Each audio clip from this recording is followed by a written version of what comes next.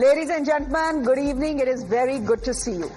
Here's the question this evening. Is a classroom a space of learning or an arena to assert religious identity? Should a class become a battleground of personal faith? Does uniformity in education mean uniformity in identity? Is inclusion creating space or erasing identity? When a Catholic school bars a 13-year-old Muslim girl from wearing a hijab in her class, are they enforcing discipline or are they being discriminatory? All these questions, ladies and gentlemen, are being asked as the hijab has hit the headlines once again, and this time in Kerala. A Catholic school in Kochi has become the epicenter of a showdown over the hijab. This is where a 13-year-old girl walked into her school wearing a headscarf. She was stopped and told she will have to follow the uniform of the school and she will have to drop the hijab. Now, this class 8 student says she was forced to remove her scarf, something, she says, that caused her trauma and mental stress.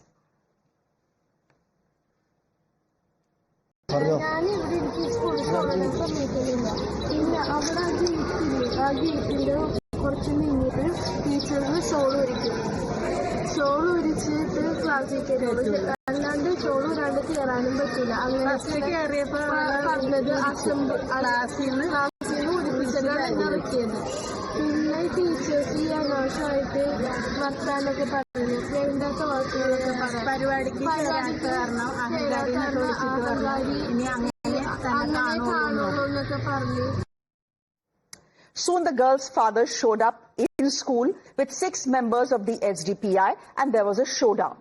The school claims they threatened the principal and teachers, most of whom, just by the way, are nuns. That confrontation, ladies and gentlemen, was caught on camera.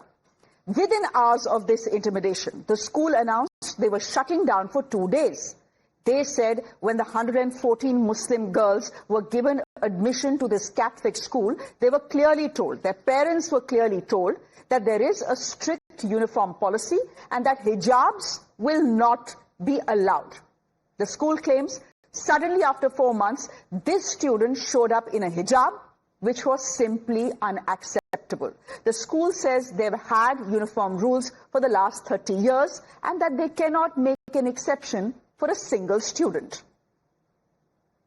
Rules and regulations ഞങ്ങൾ കൃത്യമായിട്ട് മലയാളത്തിൽ വായിച്ച് കേൾപ്പിക്കുകയും പറഞ്ഞു മനസ്സിലാക്കുകയൊക്കെ ചെയ്തു വിട്ടതാണ്. നിർബന്ധ ബുദ്ധിയോടുകൂടി ഞാൻ ഇതിട്ടേ പഠിക്കൂ എന്ന് പറയുകയും പാരന്റ്സിനെ വിളിച്ചു വരുത്തുകയും പാരന്റ്സുമായിട്ട് ഞങ്ങൾ കമ്മ്യൂണിക്കേഷൻ ചെയ്തു. ആദ്യം അവർ അഗ്രി ചെയ്ത് പോയതാണ്. വീണ്ടും ഈ പറയുന്ന പോലെ തന്നെ ഇത്തരം ആളുകളെയും കൂട്ടി വന്ന് ഈ സ്കൂളിന്റെ ക്രെഡിബിലിറ്റി തകർക്കാനുള്ള ശ്രമം നടത്തി. ഞങ്ങൾക്കൊരു കുട്ടിയെയും അവരുടെ ഭാവി കളയാനായിട്ട് ഒരു തരത്തിലും താല്പര്യമില്ല. അതിനൊരു മാനദണ്ഡമുണ്ട്, അത് കൃത്യമായിട്ട് പാലിക്കണം. ഇവിടെ മാനേജ്മെന്റ് സ്കൂള് എങ്ങനെയാണോ കുട്ടി പഠിച്ചിരുന്നത് അതുപോലെ പഠിക്കാൻ ഞങ്ങൾ അനുവദിക്കുന്നതായിരിക്കും. ആ കുട്ടി ആവശ്യപ്പെടുകയാണെങ്കിൽ ഇന്ന സ്കൂളിൽ ഞങ്ങൾക്ക് TC വേണമെന്ന് പറഞ്ഞാൽ ഞങ്ങളത് പ്രൊവൈഡ് ചെയ്യും. ഞങ്ങൾ റെക്കമെൻഡ് ചെയ്യും കുട്ടിക്ക് അവിടെ TC അനുവദിച്ചു കൊടുക്കണം. Matters soon escalated to the High Court of Kerala that ordered police protection for the school. What also escalated was the politics, with the BJP in the state saying that people with a hijab over kitab mindset were trying to rupture the secular fabric of the state.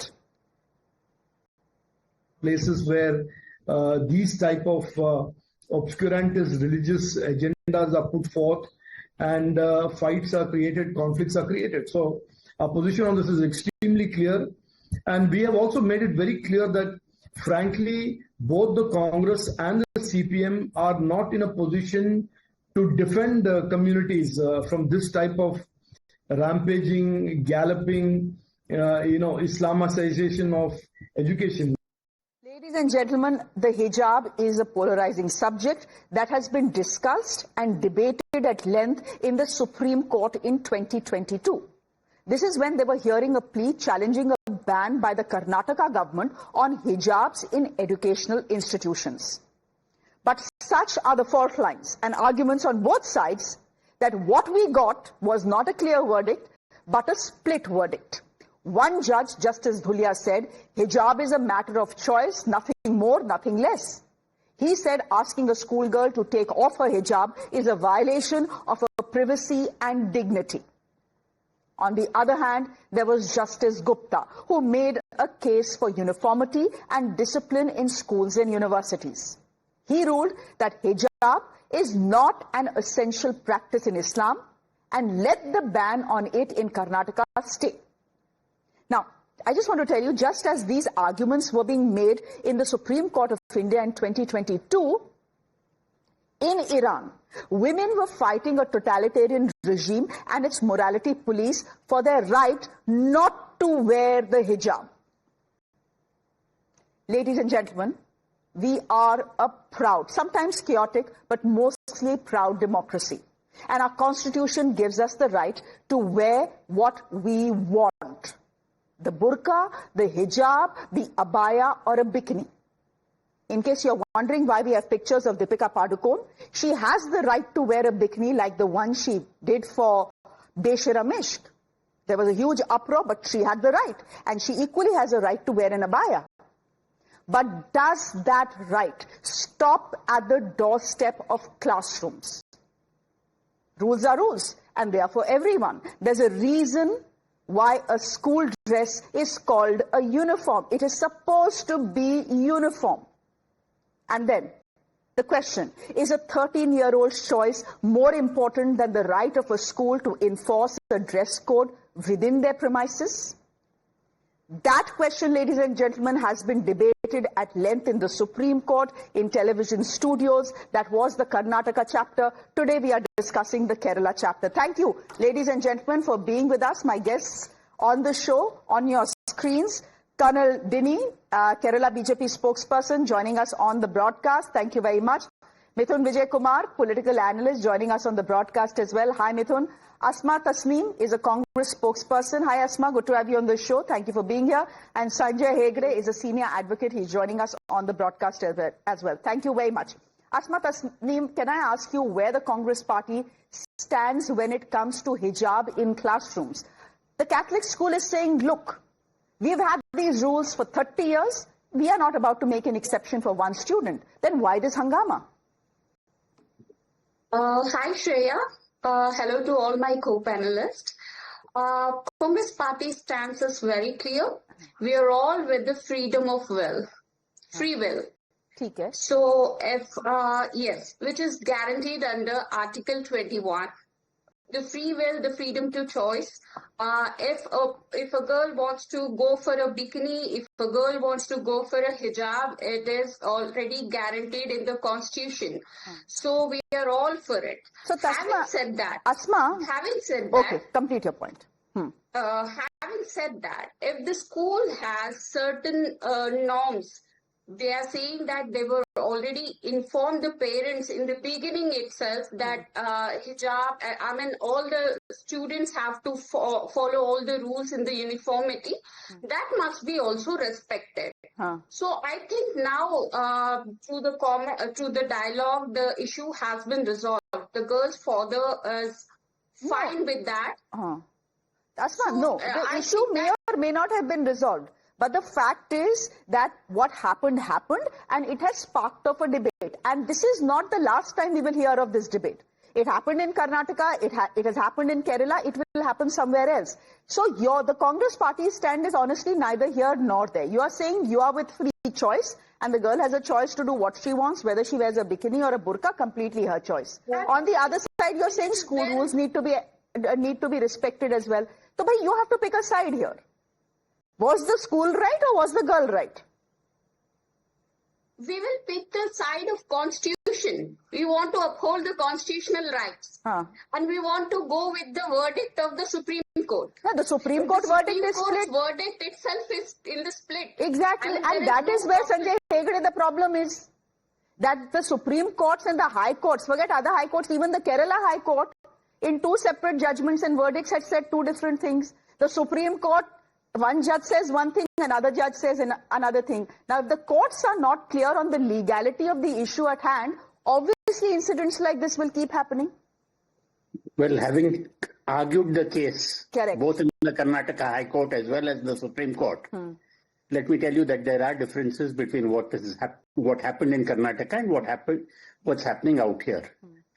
But yes, the split verdict is also because, philosophically, Hegel said that true tragedies are not conflicts between right and wrong, but rather the clash of two rights.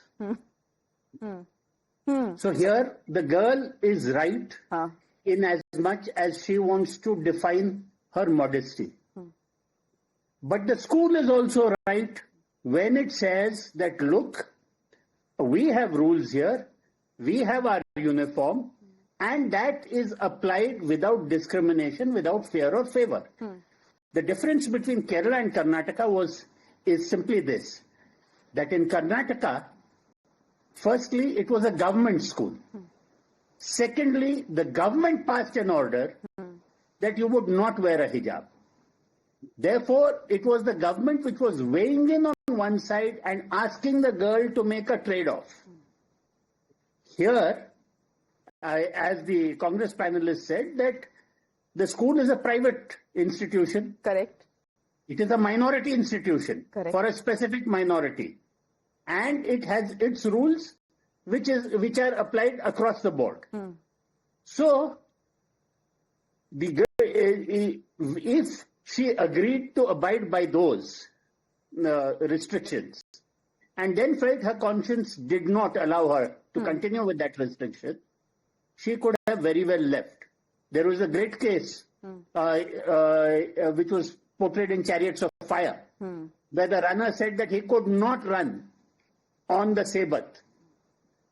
And therefore, then he changed his event and ran elsewhere. So this is where the period of, just 1 minute, the principle of reasonable accommodation sometimes has to come in. In this case, I am glad that things have worked out. There is politics also part of it, and let me just give your viewers the politics of it. The Congress UDF in Kerala often wins if the Christians and the Muslims vote the same way. And it's often to the Congress, it's not the other way. If their votes are divided, then the other side wins, which is the communists. Okay. So this is an interesting political struggle which is also going on. Okay.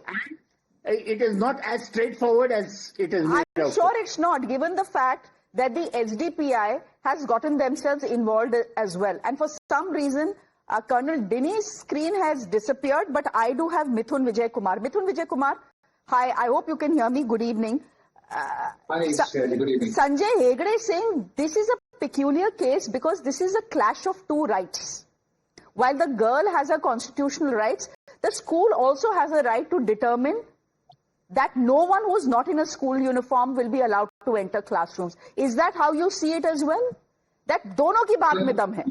And therefore we don't know which side to take. No. Here the student is wrong. Like you said in your opening remarks, this discussion is basically centered on the question of whether individual rights should be given preference over institutional rights. And the answer is a clear no.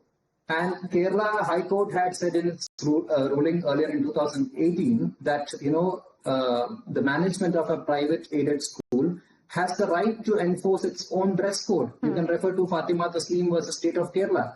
So a private entity has every right to manage and administer its institution. Okay. So freedom of will of the student can stop right outside the school campus. If any student has a problem with what the institution is trying to impose in their uniform, there are plenty of institutions where they can wear a hijab and go to school, college or kindergarten.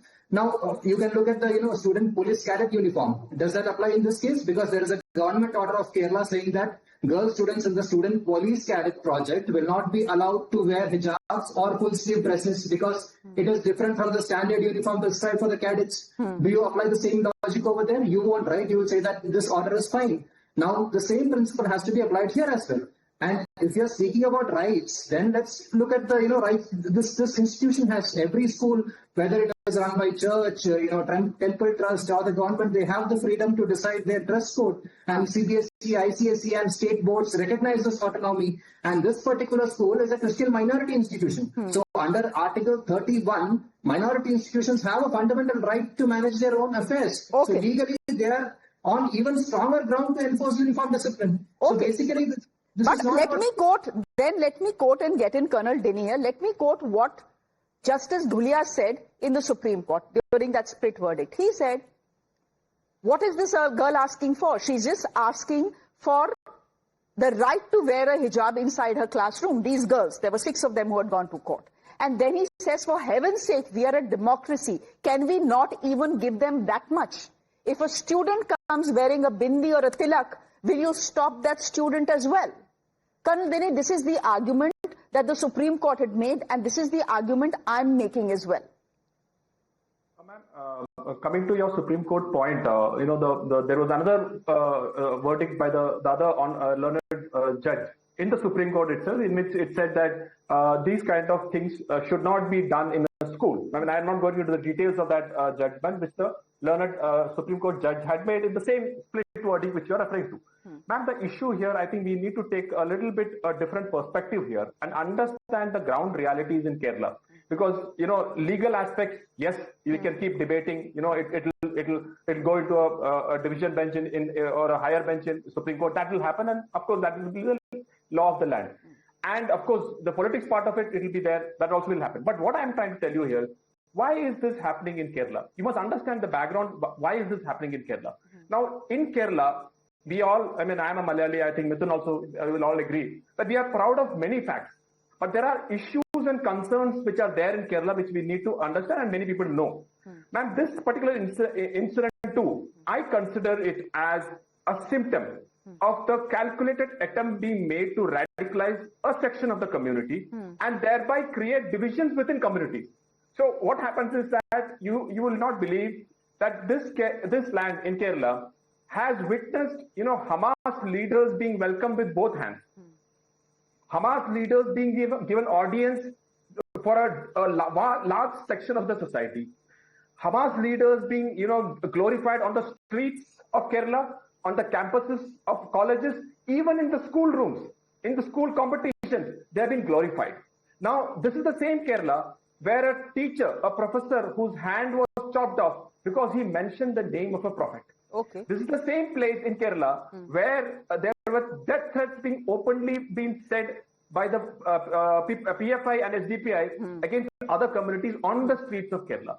This is the same Kerala, ma'am, where a DGP who had just retired mentioned the next day that this is a fertile ground for terrorism. So these kind of radicalization does happen in Kerala, and I feel that this particular school itself, it's been run for almost 30 years. 1998, St. Rita School was there. As was mentioned rightly by you, about 117 of people are from that particular community. They have no issues. This particular little girl from class 8, when she joined, she was clearly briefed that this is the school, this is the uniform. She had no problems. Okay. She came in the same dress. Okay. One fine morning, who instigated her? Asma. That is point number one. Second, ma'am, hijab, who are the people? 1 minute, Colonel Dini. Asma, hijab is often made to be a question of choice. A 13-year-old is making the choice of wearing a hijab. Who's asking her to? Colonel Dini is saying this is a symptom of the radicalization of Kerala.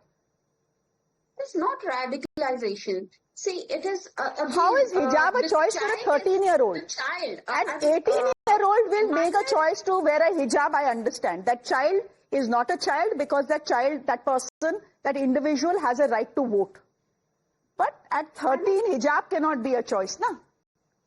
Hijab cannot be a choice, but a child learns from the parents. If the parents are practicing certain faith, imagine, I'll just say you one incident. Child will not select their own name while after childbirth. It's the parents who give them the name.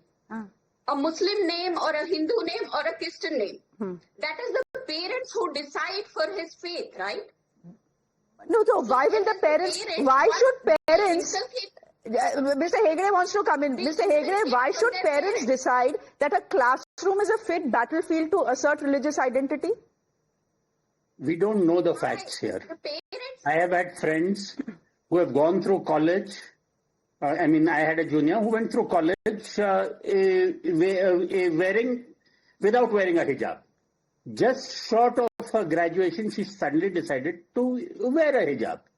It's often a question, at least from the people that I've met, It's a question of their definition of modesty. And there is some kind of religious sanction to it. It may not be an essential religious practice. So it is as much a bit of choice as getting your nose pierced, your ears pierced, or wearing a Rudraksh mala, for instance. Yes, the choice can be the other way also. Like the Iran case where you said that the women wanted to take off the hijab. That is the question. Where does how much of that choice can be accommodated and how much of that choice has to be necessarily sacrificed to institutional interest, as Mithun puts it. Now, there's one more thing I just want to finish off before. The BJP spokesperson said hijab is radicalization. No, I didn't say that. I can show you. I didn't say that. I can show you many people who wear a hijab who are not radical. No, sir, you are misquoting me. I'm sorry, sir. I never interrupted. You are misquoting me. I never said that. I never said that, sir. I never said that. I said that this particular incident. That is where the problem often lies. Sir, what I said is this particular incident in a particular uniform with a cap or with a hijab, you automatically assume radicalization. No, sir. No, sir. You got me wrong. Exactly the way you want. That is the interpretation which you want to hear, and I didn't make it. What I said is this particular incident, when there was a group of people of SDP, the PTA president very clearly says, barges into the school, and they are openly threatening the school principal. I am also a convent educated person. I know how the school functions. And who gave them the right to get into that school?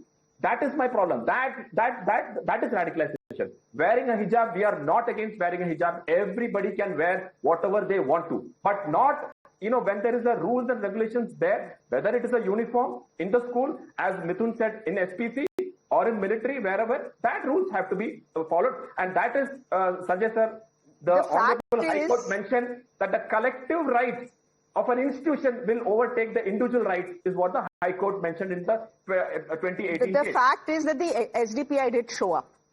Absolutely. And when there is talk of radicalization, it is a radical organization. If they show up, then the opposition in the state will say this is a symptom of radicalization. Absolutely. And you speak of modesty. What is the school uniform of that Catholic school? It's a salwar kameez. How much more modesty does one need at the age of 13? Mr. Hegde, you speak about reasonable accommodation. Yes. So that's the choice that the girl makes, no? That's the choice. How much more modesty? That's where at age 13, you've been there, you've made your choices. No, I mean, my parents' choices have overridden my choices. Some may prefer not to cover up. Mr. Hegde, please, my parents and my generation was not that woke. I was not making choices when I was 13 years old. My parents were making choices for me. You should see my son and his. I'm sure times have changed. Please. I'm sure times have changed. I'm sure times have changed. But wearing a hijab to school is not a choice according to me, not a choice a 13-year-old will make. It is a choice that her parents make. And if the SDPI shows up with the father and confronts the nuns in schools, then we will have to accept that there was an attempt to create badmashi. The school had to be shut down for 2 days, for heaven's sake. Yes, I entirely agree. That was entirely wrong. Gundagardi is wrong. So the Honorable High Court had to give police protection. Imagine, sir. The school had to be given police protection. Just 1 minute, sir. Just 1 minute. Gundagardi is wrong, but often it is when situations which can be handled are immediately set off as radicalization, and that is where attitudes harden. I would really say that reasonable accommodation is the way forward. Mithun, okay, you are talking about reasonable accommodation. This is the second time you have spoken about it. The words have been used in the Supreme Court as well, and of course you have argued the case there as well. Mithun Vijay Kumar, what is the problem if there is some degree of reasonable accommodation? After all, we are a secular republic. If there is a young girl who is asserting her choice and identity and saying, I want to wear my hijab to school, why should we stop her? See, Shreya ji, in this particular case, when parents storm into a campus with a group of STPA goons to threaten or demand exceptions, it's no longer about, reasonable accommodation. It becomes an act of intimidation. It's more about radicalization, like how Colonel Denny was putting it. So it's an expression of, of devotion. It's an attempt to impose personal belief on a collective system is what we see here. And Kerala has seen this pattern even before. Prayer room demands at Nirmala College, hijab protests in many schools. All this is to disrupt the communal harmony. And Shreya ji, this is not about religion or politics. This is about rules. A school is not a religious space. That is something these people should understand. It's an institution governed by its own code of conduct. When parents admit their children to a school like this, they sign up for that system, not to rewrite it later according to their whims and fancies. Correct. You cannot, just like I was quoting earlier, you cannot join the army and say that you'll wear your own uniform. You may have n number of choices, but that does not mean that the institution will have to permit your choices, because you have signed up to be part of the organization and they have to, the institution. So they have to go by the rules. And Article 25 of the Constitution gives us the right to profess our faith, but it's subject to public order, morality, and other provisions of the Constitution. Okay, I have a quick. Before I end the debate, I have a quick question for Sanjay Hegde. Sanjay Hegde, there are Muslim countries that have banned the hijab in classrooms. Muslim majority countries have done it. Yes, so there is no reason that we should not be doing it. Number two, you have argued, you have said this is a clash of two rights. The 13-year-old has a constitutional right. Bilkul. Up tomorrow, if this 13-year-old becomes 13 and a half years old and says, hijab nahi, it's not enough modesty for me, I want to show up in class in a burqa. What will we do? How will we argue this? No. Let's put it this way. There are different standards for different things.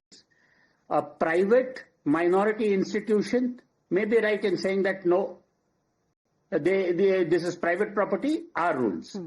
But a government can, under no circumstances, deny a girl education simply because she wants her level of modesty. Well, the government can also say, my choice, I have made the rules, and if you are not okay with my rules, then your choice, you can leave. The government has to work for all. Then the government can very well say that, look, somebody who wears a sacred thread, for instance, we will not give them government education. Would that be right? But the sacred thread is hidden. No. Is the sacred thread visible? It's not the hidden part of it. Then somebody wears a turban. Or a kada. We will eliminate. But that is intrinsic to Sikh religion, essential to their religious practice. In this case, hijab is not essential to religious practice of Islam. That again is a question of how essential and how much of a trade. Okay. That is a totally different argument. We will need another program for that. Okay, we'll leave it there for the moment. Thank you very much. Two things emerge. One, this is not the last time we are having this debate. It's very clear. We've had it in Karnataka. We've had it in Kerala. Sure enough, we are going to see it in other states as well. It is not going to stop here. And therefore, should the Supreme Court of India, the top court of this country, be stepping in and making its mind very clear? Because frankly, as things stand right now, it is confusing. Governments and schools will not know how to react the next time a student suddenly shows up wearing a hijab, irrespective of what the uniform is. We'll leave it there for the moment. Thank you, gentlemen and ladies, for this very interesting conversation. Colonel Denny, good to have you on the show. Mithun, thanks. Asma, good to have you on the show. And Sanjay Jeet, as always, a pleasure. Thank you very much. On that note, ladies and gentlemen, a quick break. There's more on the other side. Do stay with us.